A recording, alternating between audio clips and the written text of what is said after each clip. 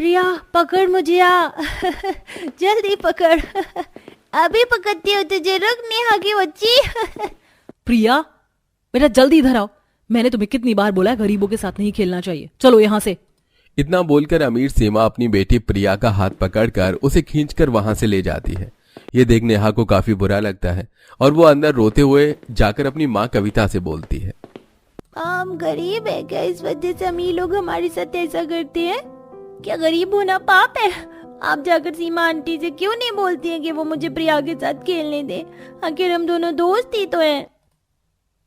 नहीं बेटा ऐसा नहीं बोलते, वो तुमसे बड़ी हैं, तुम्हें उनकी इज्जत करनी चाहिए। और ये अमीरी गरीबी तो बस बोलने वाली बात है, क्योंकि अमीर के पास पैसा होता है इसलिए वो गरीबों को पसंद नहीं करते। पर इसका मतलब ये नहीं कि हम किसी से नफरत करें। कोई हमारे साथ कितना ही बुरा क्यों ना करे, पर तुम हमेशा उनके साथ अच्छा ही करना, क्योंकि भगवान उन्हीं के साथ होते हैं जो अच्छे कर्म करते हैं। जहां कविता अपनी बेटी को अच्छी शिक्षा दे रही होती है तो वहीं अमीर सीमा अपनी बेटी को गरीबों से दूर रहने की शिक्षा देती है। बेटा कितनी बार बोला है गरीबों से दूर रहा करो, ये गरीब बहुत लालची होते हैं, हमारे साथ रहकर हमारे पैसों पर नजर रखते, इसीलिए दोस्ती हमेशा बराबर वालों से करनी चाहिए। कल से उस लड़की के साथ मत रहना। अब इसी तरह कुछ दिन बीत जाते हैं और एक दिन, सीमा बेटा मैं जब तक रोटी बना रही हूँ तुम दाल में तड़का लगा लो, मैं तुम्हें बताती जाती हूँ, वैसे ही करना। अब जैसे कविता अपनी बेटी को बताती जाती है वैसे ही नेहा दाल में तड़का लगा देती है। इस तरह कविता समय के साथ न अपनी बेटी को अच्छी शिक्षा बल्कि उसे घर के काम करना भी सिखाती है। तो वहीं जब शांति अपनी पोती को काम बोलती है, अरे बेटा सारे दिन बस खेलती रहती है, थोड़े काम करने सीख ले, लड़कियों को घर के काम करने आने चाहिए। जा अब जाकर रसोई से 2 रोटी लिया। मैं क्यों लाकर दूं रोटी, घर में क्या नौकर नहीं रखे हैं? और आप मुझसे काम मत बोला करो, मैं कोई गरीब नहीं हूँ। क्यों माँ, सही कहा ना मैंने?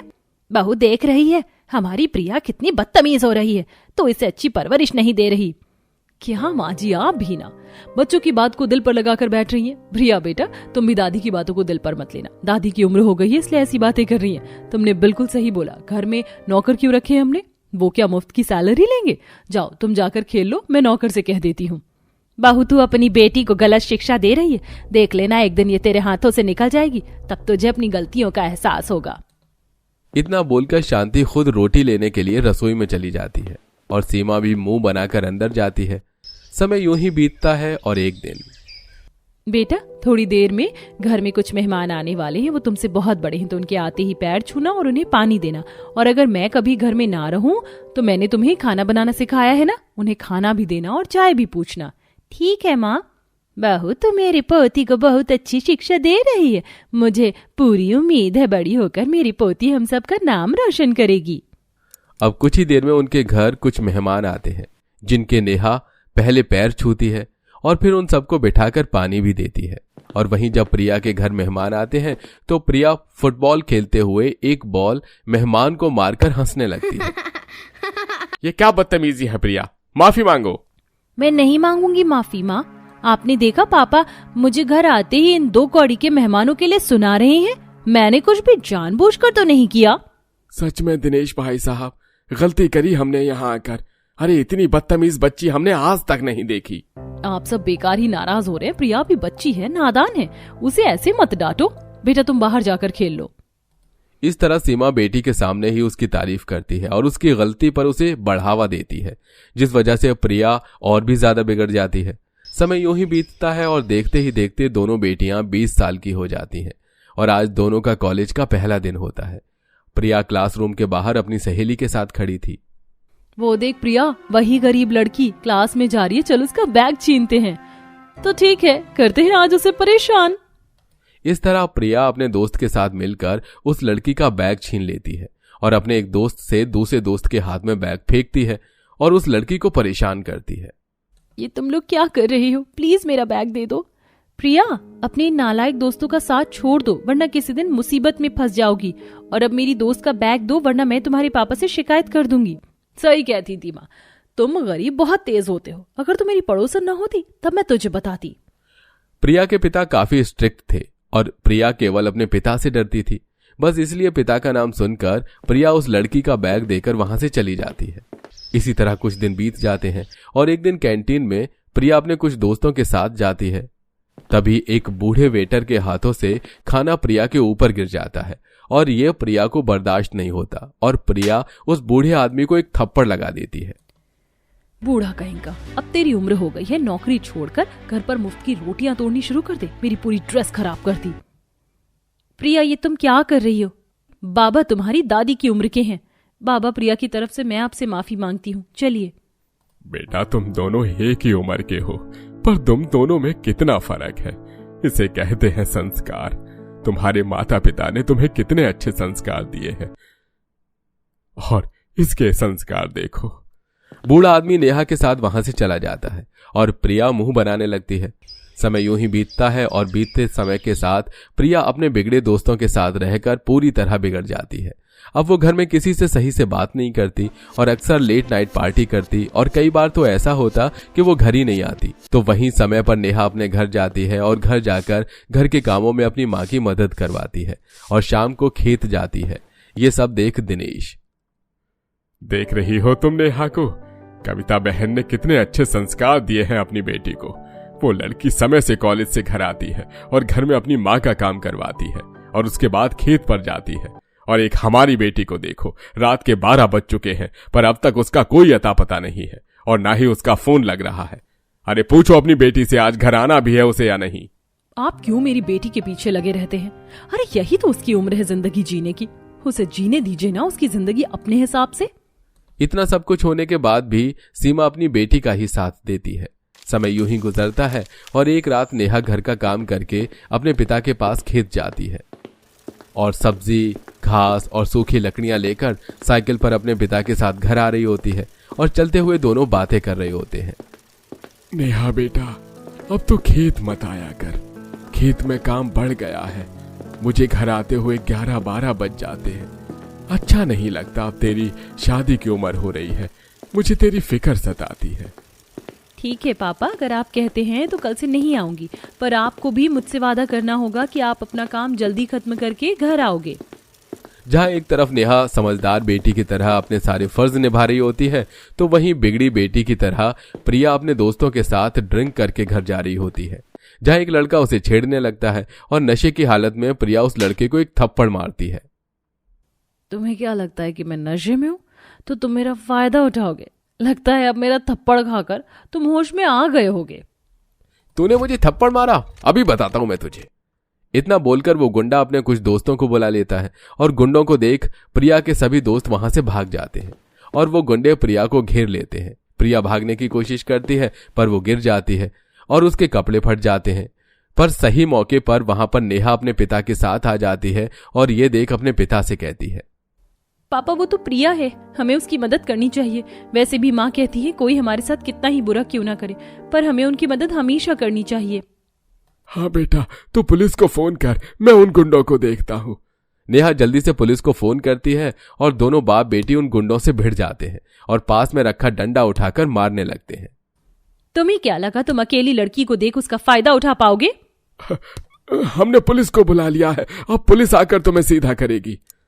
कुछ देर में वहां पुलिस आ जाती है और नेहा अपने पिता के साथ प्रिया को अपने घर ले जाती है और उसे नींबू चटाती है और नींबू पानी पिलाकर उसका नशा खत्म करती है। कुछ देर बाद होश में आकर प्रिया रोते हुए नेहा से माफी मांगती है। नेहा, मुझे माफ कर दो, मैंने आज तक जो भी तुम्हारे साथ किया। तुम बहुत अच्छी हो। मेरी माँ ने सच में मुझे बिगाड़ दिया, मुझे अच्छी परवरिश नहीं दी। अगर उन्होंने मुझे अच्छी परवरिश दी होती तो शायद आज मैं ऐसी ना होती। बेटा, माँ बाप की परवरिश से ज्यादा इंसान तब सीखता है जब उसे ठोकर लगती है, और तुम्हें सबक मिल चुका है। ये कपड़े पूरे फटे हुए हैं, तुम मेरी बेटी के कपड़े पहनकर सुबह होते ही अपने घर चली जाना। हम तुम्हारे माता पिता को कुछ नहीं बताएंगे। इस तरह कविता सारी रात प्रिया को अपने घर सहारा देती है और सुबह होते ही प्रिया नेहा के कपड़े पहनकर अपने घर जाती है, जहां उसकी माँ गरीबों वाले कपड़े देख अपनी बेटी पर भड़कने लगती है। ये किस गरीब के कपड़े पहने तुमने? तुम्हें मैंने कितनी बार बोला है ना, गरीबों से दूर रहा करो। तुम अब तक नहीं सुधरी। अभी मेरे साथ चलो उस गरीब नेहा के घर, ये उसी के कपड़े हैं ना। सीमा प्रिया के कपड़े बदलवा कर नेहा के कपड़े और प्रिया को अपने साथ लेकर कविता के घर जाती है और उसके मुंह पर उसकी बेटी के कपड़े फेंक कर उनकी इंसल्ट करने लगती है। तुम गरीब तो गोंद की तरह चिपक गए हो हमसे, पड़ोसी ना हो गए तुम तो हमारे लिए मुसीबत की जड़ हो गए। कितनी बार बोला मैंने तुम्हारी बेटी को कि मेरी बेटी से दूर रहे, पर तुम्हारी बेटी तो मेरी बेटी का पीछा ही नहीं छोड़ना चाहती। अरे बोलो आज कितने पैसे तुम्हें चाहिए, तुम्हारा मुंह भर दूंगी मैं पैसों से। माँ बस करो, तुम उस इंसान की इंसल्ट कर रही हो जिसने मेरी जान बचाई, मेरी इज्जत बचाई। तुम जानती ही क्या हो कल रात के बारे में? तुम्हें होश भी रहता है मैं कहाँ रहती हूँ? अरे तुम्हें क्या होश रहेगा जब होश मुझे ही नहीं रहता। ये सब तुम्हारी ही वजह से हुआ है, तुमने ही मुझे ऐसी परवरिश दी और मैं इतनी बदतमीज हो गई। इतना बोलकर प्रिया कल रात के बारे में अपनी माँ को सारा सच बताती है, जिसके बाद सीमा को एक गहरा शौक लगता है और वो बिना कुछ कहे हैरान होकर वहां से चली जाती है। प्रिया भी जाती है तो वो अपनी माँ को उसके कमरे में फूट फूट कर रोता हुआ देखती है और उसकी माँ उससे माफी मांगती है और बाद में जाकर नेहा घर वालों से भी माफी मांगती है। गरीब सुरेखा चूल्हे पर बड़े ही दुखी मन से दाल उबाल रही होती है, तभी रेवती आती है। सुरेखा, रोटी खाना बन गया तो अखिलेश पवन को परोस दे। और ये क्या बहू, ये एकदम पतले पानी जैसी दाल क्यों बनाई है? माँ जी डिब्बे में केवल एक मुट्ठी दाल पड़ा था तो बस वही उबाल दिया, आटा भी थोड़ा है, केवल 7 से 8 रोटी बन पाएंगी, सब लोगों का पेट नहीं भर पाएगा। ऐसे बोलते हुए सुरेखा के शब्दों में घर में छाई अथाह गरीबी और भूखमरी भरे हालात साफ साफ झलक रहे थे। चल, जितनी रोटियां पकती हैं उसमें घर के मर्दाना खा लेंगे, उन्हें सारा दिन बाहर जाकर कड़ी धूप में मेहनत करना है। बाकी मैं और तू और किरण मकई का सतुआ पड़ा है ना, घोल कर पी लेंगे। जाने हमारे घर से गरीबी कब जाएगी। सुरेखा पवन अखिलेश को पानी वाली दाल के साथ रोटी परोस देती है। तभी देखा देखी बच्चे भी खाना मांगते हैं। मम्मी मम्मी, मुझको भी दाल रोटी दे दो, भूख लग गया और मैंने कल रात को खाना नहीं खाया था, तो रात के बदले का खाना मुझको अभी देना, पूरी 4 रोटी देना। पारस बेटा, थोड़ी देर इंतजार करो, पिताजी और चाचा को खा लेने दो, फिर मैं देती हूँ। नहीं नहीं, मुझे अभी खाना चाहिए तो चाहिए। भाभी लाकर दे दीजिए ना। सुरेखा पारस को 1.5 रोटी और दाल डाल कर देती है तो वह डबडबाई आंखों से कहता है, माँ ये दो, पूरी 2 रोटी भी नहीं है, इतने में मेरा पेट नहीं भरेगा। पारस ऐसे जिद नहीं करते बेटा, खा लो, और अभी बड़ी दादी और दादाजी भी खाने को बाकी बचे हैं, रोटी कम है। सुरेखा, ये मेरी थाली में एक रोटी बच रही है, पारस को दे दो, खा लेगा। मैं जानती हूँ जी, आपने अपनी भूख मार कर ये रोटी छोड़ दी ताकि पारस भरपेट खा सके। क्यों मां अन्नपूर्णा, जिस घर में तुम्हारे एक एक दाने की कदर होती है फिर भी उन्हें भरपेट खाना नसीब नहीं होता है, वहीं अमीर एक खाने के पीछे लाखों रुपए खर्च करते हैं लेकिन अन्न की कदर नहीं करते। अच्छा माँ बाबूजी, हम चलते हैं। अच्छा बेटा, ध्यान से जाना, बाहर बहुत कड़ी धूप पड़ रही है। सुनिए जी, आते वक्त याद से राशन पानी लेते आना, रसोई में राशन खत्म हो गया है। अच्छा ठीक है, ले आऊंगा। रामनाथ के गरीब परिवार में कुल मिलाकर 9 से 10 जन खाने वाले हैं, जबकि कमाने वाले केवल 2 भाई। दोनों अनपढ़ होने के चलते मजदूरी का काम करते हैं, बदले में दोनों को 150 से 200 की दिहाड़ी हाथ आती है, जिसमें इतने में परिवार का पेट भरवाना कठिन होता है। कई बार तो बेचारे गरीब परिवार वालों के सामने ऐसी हालत भी पैदा हो जाती है जब उन्हें भूखे ही सोना पड़ता है। अखिलेश भैया, आज तो पूरी सवेरे सवेरे सड़क तवे के जैसे धधक रही है, काम पर जाने का जरा सा भी जी नहीं कर रहा है। पवन, तुझे तो पता है हम दोनों भाई पर ही घर टिका हुआ है, अगर हम काम पर नहीं जाएंगे तो घर का चूल्हा जलना आफत हो जाएगा। गरीबों के भाग्य में आराम करना नहीं लिखा होता। कुछ ही देर में दोनों भाई कंस्ट्रक्शन साइट पर पहुंच जाते हैं, जहां गरीब मजदूर सर पर बड़े बड़े तसलों में ईंटें उठाकर तपती गर्मी में ढो रहे थे। वहीं कामचोर मालिक चेतन छतरी में ठंडक में बैठकर रौब झाड़ रहा था। अरे ओ हरामखोर, जरा जल्दी जल्दी हाथ चला, ऐसे ढिलाई से काम करोगे तो दिहाड़ी काट लूंगा, फिर चिक चिक बाजी मत करना। हाँ जयराम जी की सेठ जी। लो जी, आ गए मालिक साहब लोग। अरे तुम दोनों भाइयों ने क्या लेट लतीफ आने की कसम खा ली है क्या? हाँ, सुधरोगे नहीं तुम, चलो जल्दी से काम पर लगो। दोनों भाई दिन भर में हजारों ईंट ढोते हैं। चलो सब लोग खा चुके हैं तो सांझ के लिए अभी चूल्हा लीप लेती हूँ। तभी सुरेखा की बेटी आंचल रसोई में सूखा सा चेहरा लेकर आती है और भूख के भाव से कहती है, माँ ये परात में जो एक रोटी पड़ी है ये किसके लिए है? मैं खा लूं क्या?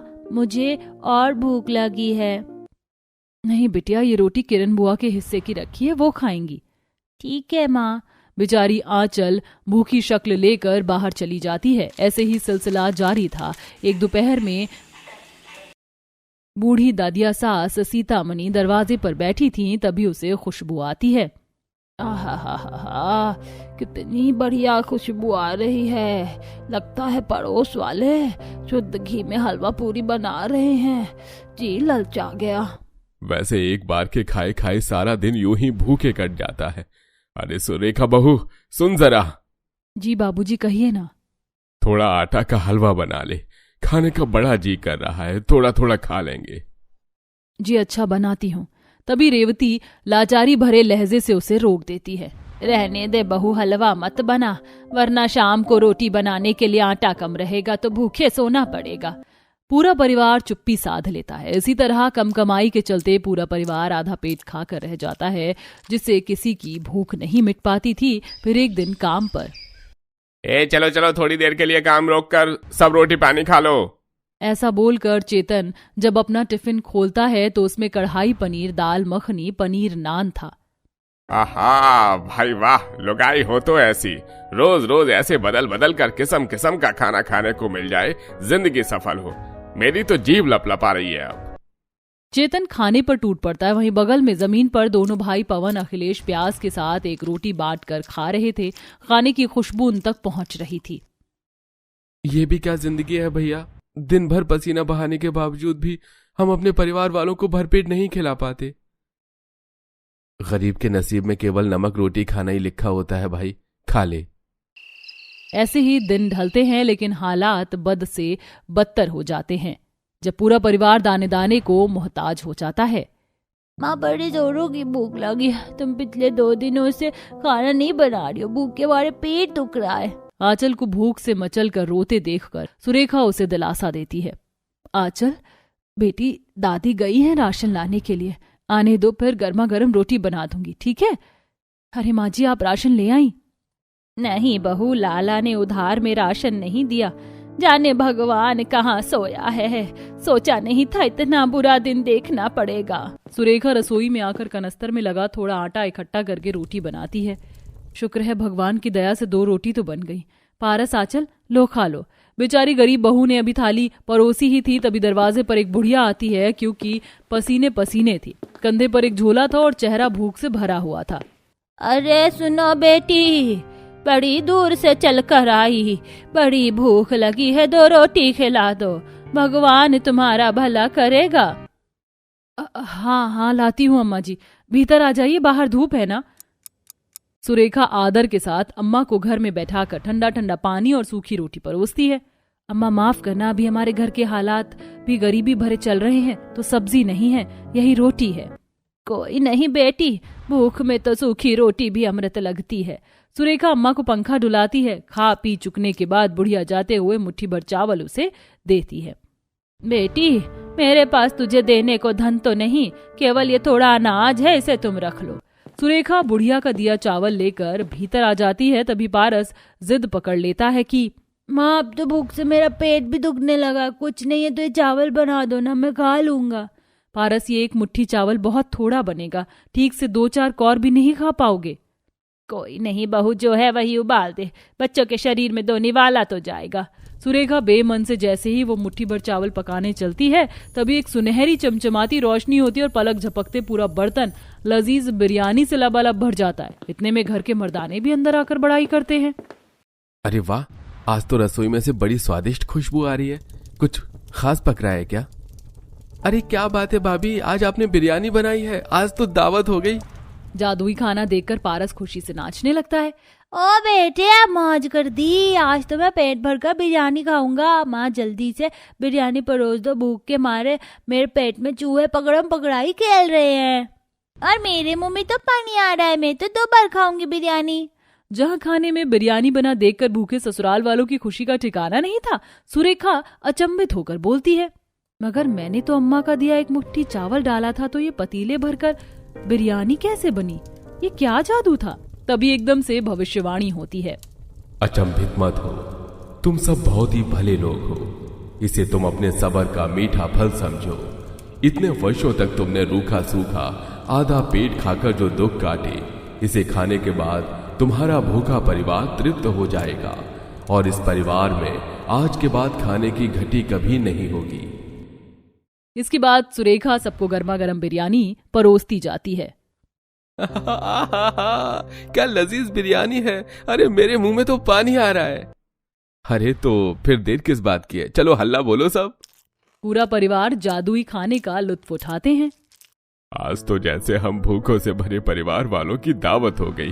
पहली बार हमको पेट भरकर खाने को मिला है। अरे बहू, थोड़ा और बिरयानी तो डाल। भाई मेरा तो बिरयानी खाकर पेट भर गया, इस पर कुछ मीठा खाने को मिल जाता तो मजा आ जाता। इतना बोलने के साथ बर्तन में बिरयानी की जगह शाही टुकड़ा आ जाता है। अरे वाह, ये तो सोने पर सुहागा हो गया। दादी, दुख के दिन गए दादी माँ, अब तो हम रोज रोज रज कर जादुई खाना खाएंगे, वो भी भर पेट। उस दिन के बाद से भूखों से भरे परिवार वाले हर दिन हंसी खुशी पेट भरकर भोजन करते हैं।